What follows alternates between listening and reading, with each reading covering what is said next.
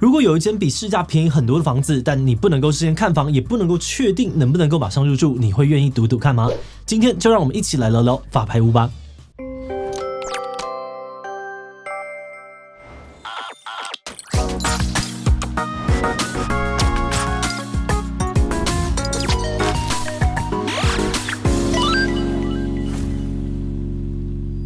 嗨，Hello， 大家好，我是志奇，欢迎回到深南智慧大词海，神秘名词大解析，献给有听没有懂的你。台湾的房价涨个不停，有的人把目光放到了法拍屋市场，希望能够捡到便宜。偶尔我们也会从新闻当中看到，有人在精华地段买到了只有市价7-8成的法拍屋，感觉好像真的很划算。但网络上呢，却流传着很多法拍屋的鬼故事。有人说法拍屋很容易买到凶宅，屋况常常很糟，或是会被黑道威胁等等，听起来买法拍屋很危险，很容易踩雷，让人很担心。今天我们会简单来介绍一下法拍屋到底是什么，为什么可以比较便宜，买法拍屋时又有什么样的状况需要注意呢？法拍屋顾名思义就是被法院拍卖的房屋。房屋持有人因为欠钱还不出来他的债权人就可以向法院申请强制拍卖债务人的不动产来变现。举个例子小明跟小华借钱但还不出来，而小明的名下还有一间房子，他的债主小华就可以要求法院强制拍卖小明的房子，用卖房的钱来清偿债务，而小明的房子就变成所谓的法拍屋。那除了这种债务纠纷之外呢，法拍屋的来源还有很多。比如说夫妻离婚之后，为了分割共同持有的物件，可能会让房子变法拍屋来平分财产，或是公司经营不善走到破产的地步，法院可能就会卖掉公司底下的不动产清偿债务。又或者是房屋持有人欠税没有缴，房贷没有缴等等，都有可能让房子变成法拍屋。那么这些法拍屋的拍卖通常会在各个地方法院举行，让有兴趣的民众可以参与竞标。而每次的拍卖会呢，常常都会吸引一大堆人，因为大家都想要抢便宜。有人说买法拍屋可以买到市价的8折，甚至是半价的房子，是真的吗？这里就要介绍一下法拍屋的拍卖方式。法拍屋的拍卖通常会有很多人，在第一轮的拍卖呢，也就是一拍的时候，法院会请估价公司给法拍屋一个竞标用的底价，一般来说呢，会跟市价差不多，或是比市价低一点点。那如果说一拍流标的话呢，就会用底价打8折的价位进行2拍，如果还是标不出去，底价呢就会再打8折进行3拍，要是继续流标下去，底价可能还会继续的下修。举个例子如果有一间法拍屋一拍的底价是1000万，2拍就是800万，3拍就是640万，也就是说幸运的话呢，你确实有机会可以用64折买的房子。不过这么便宜的法拍屋并不是很好抢，一些比较热门的房屋价格还是会因为竞标而被冲高。根据房地产公司的说法像是双北地区的法拍屋，很多人都要抢。法拍屋呢，最后的拍卖价跟市价不会差太多。以台北市为例，2023年实价登录平均一坪68.9万，法拍屋平均一坪63.6万，大约是市价的9成左右，并没有超级划算。但整体来说，法拍屋还是一个相对能够捡便宜的市场，让大家有机会买到比市价低1到2成的房子。那么既然相对便宜，为什么很多人不敢买法拍屋？想买法拍屋的话，到底有哪些主要风险呢？一般来说，法拍屋会明确的标示房屋有没有足以影响交易的特殊警示，比如说是不是海砂屋是不是凶宅，有没有发生过火灾等等，这些资讯都会公开在拍卖文件上面。不过呢，如果事件发生的年代久远，法院不一定会完整记载。另外，像是壁癌漏水、墙壁龟裂这类的瑕疵，可能也不会特别注明，这点需要特别的注意。而且，因为很多的法拍屋都会被贴封条，民众不能够在投标前看屋，对于房内的这个屋况、格局无法事先了解，所以大部分的得标人呢，就像在开福袋一样买完才会知道法拍屋里面到底有哪些问题。再加上法院不需要负瑕疵担保责任，如果真的不幸买到有问题的法拍屋，大部分的人都只能够摸摸鼻子，再花一笔装潢费用。之前就有报道，有人在买了法拍屋之后呢，才发现屋内有严重的钢筋外露问题，只能够自己花钱重新修缮。而对于这样子的状况，专家建议可以在投标前亲自前往现场旁敲侧击，比如说可以询问邻居里长或者社区管理员，再次确认要拍卖的那间屋子有没有海砂屋、命案、火灾等等的黑历史。无况的话呢，可以去找房仲，请他带你去看看同个社区的其他房子，来推测法拍屋的格局、内部的情况等等。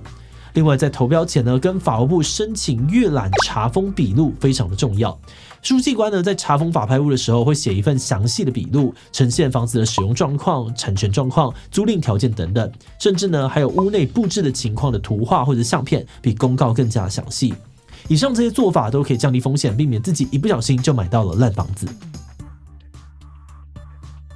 另外一个法拍屋常见的争议就是产权问题，跟平常买卖房子不一样在法拍屋市场买到的产权不一定是完整的。举例来说，早期的土地法规不明确，导致房地产产权分离，有的法拍屋只卖房子，没有卖底下的土地，或是反过来只卖土地，没有卖土地上面的房子。像之前在高雄就有一个案例土地是哥哥的，但土地上面的透天厝是妹妹的，结果妹妹欠钱，导致透天厝被法拍，这样的情况呢，都让后续的处理变得比较麻烦。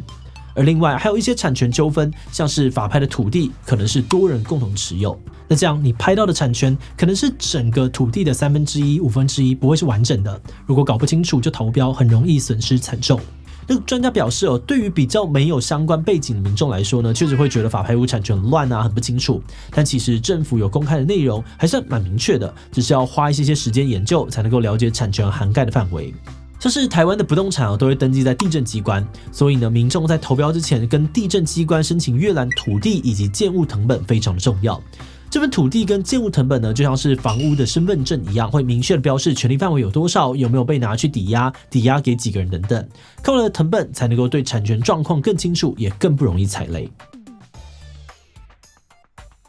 最后，法拍屋的使用权也常常起争议就算你用便宜的价格买到的房子，也不保证你能够入住。为什么会这样呢？法拍屋有分为点交跟不点交两大类，但这两类有着天壤之别。点交也就是清点交付的意思，拍定之后呢，法院会派人前往法拍屋，协助清点前屋主留下来的财产，确认瓦斯费管理费有缴金等等，都处理好之后，才会将法拍屋交给买家。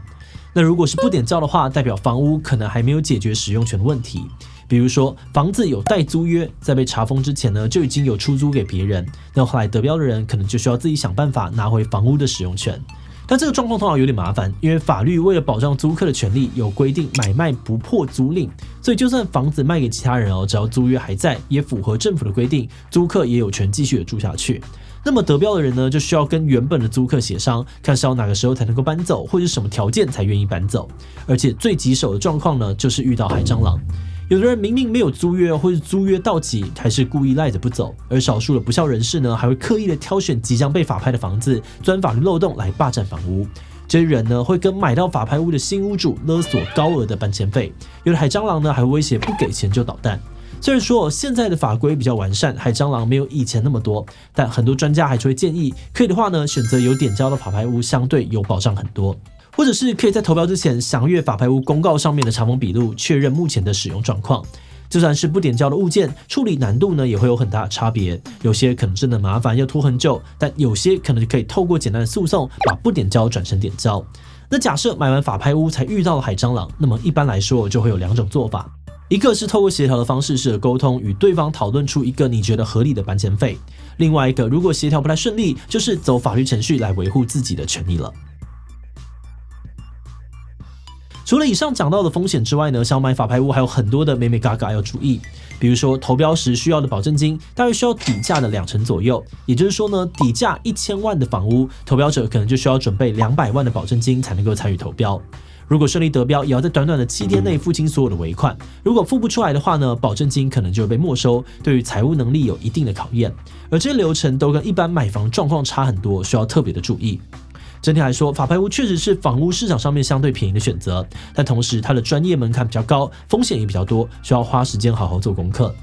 那因为今天的篇幅有限了，我们只有非常粗浅的介绍法拍屋。那如果听完之后你对法拍屋有好奇，想要深入了解的话，或许也可以参考相关的线上课程哦。今天要介绍的课程叫做房地产买卖攻略课，选一间会增值的房子。讲师陈俊廷，外号法拍小哥有13年的房地产实战经验，在不动产评估的领域有非常丰富的经历。他会带你了解，如果要买法拍屋需要哪些关键知识，像是投标前后的注意事项、评估房屋状况的小 paper 等等，让你不再对法拍屋感到困惑。而除了法拍屋之外，其他购买自住屋时需要知道的小知识，像是房地产的税务问题、装修问题、法律问题以及看房的诀窍等等，法拍小哥也有满满的经验可以分享。只要在2024的1月28之前购课，就有低于5折的优惠，输入专属折扣码SHASHA350，还可以再折扣350元。心动的话，欢迎点击资讯栏了解课程的更多资讯哦。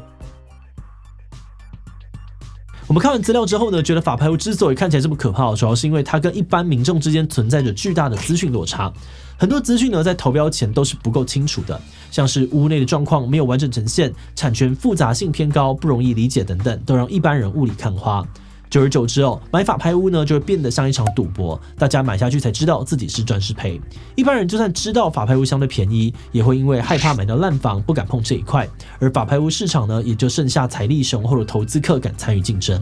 这样的状况呢，长期以来大家都希望能够改善。那其实这几年也出现了一些不一样的做法。像是拍卖法拍屋的政府单位就开始打破惯例，主动邀请有兴趣买房的民众到现场勘察法拍屋，了解屋况等等。这么做就是为了消弭资讯落差，让买法拍屋的这件事情不要再像是开福袋一样，买了才知道里面长什么样子。而坊间也出现了越来越多的教学资源，协助对法拍屋有兴趣的民众用正确的知识了解法拍屋，让大家不要踩雷，也不要走冤枉路，伤了自己的荷包。那我们希望未来在大家努力之下，法拍屋的交易能够越来越透明，变成一个更加公平公开的市场。好的，那今天想问大家的是，你对于法拍屋的印象是什么呢？ A 可以便宜入手的选择，如果有要买房的话呢，会有兴趣。B 觉得容易出问题能碰就不碰。自己没有什么概念，今天第一次认识法拍屋。D 其他留言告诉我们吧。最后，如果你喜欢今天的影片，欢迎分享出去，让更多人知道法拍屋是什么。此外呢，也可以点击这个地方看租黑市以及韩国房价的讨论。那么今天的这一期就到这边告一段落，我们就明晚再见喽。